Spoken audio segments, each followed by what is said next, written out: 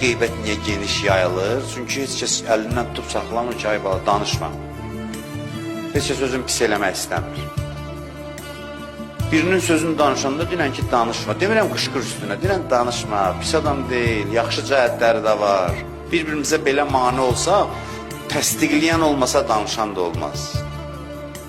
Çoxumuz təsdiqləyirik ki, nəyə görə özümü pis eləyimi bu yanında.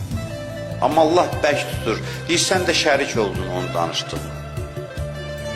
Qiyamət günü sən də ondan eyni adamsan. Niyə görə sözünü dəyişmədin? Soruş deyir nəfsindən, bir müsəlmana kömək elədin, neynədin kimi üçünsə?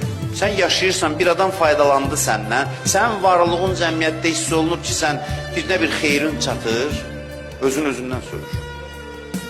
Bir xeyir dəydi səndən kiməsə, imkanın var imkanından, sözün var sözündən, gülər üzündən, hansısa şəkildə.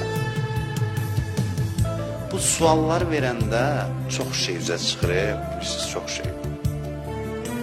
Niyə görə kömək eləmədin, niyə görə düşünmədin, niyə görə qeybətin qabağını almadın? Bir də görəcəksən, arxasında bir xüsusiyyət yatıb, xislət yatıb ki, niyə mənə mane olur ki, mən qeybətin qabağını alım? Onun için də ola bilər, başqa adamın fikri ilə hesablaşmaq olsun, şöhrətpərəstlik olsun, məqampərəstlik olsun, yaltaqlıq olsun, 100 cür şey altından çıxa bilər. Soruş özündən, nəfsin sənə müsbət cavab versə ki, bəli, bunları elədim, özünə. Şükür elə Allaha ki, nə yaxşı ki, bunları elədim bugün.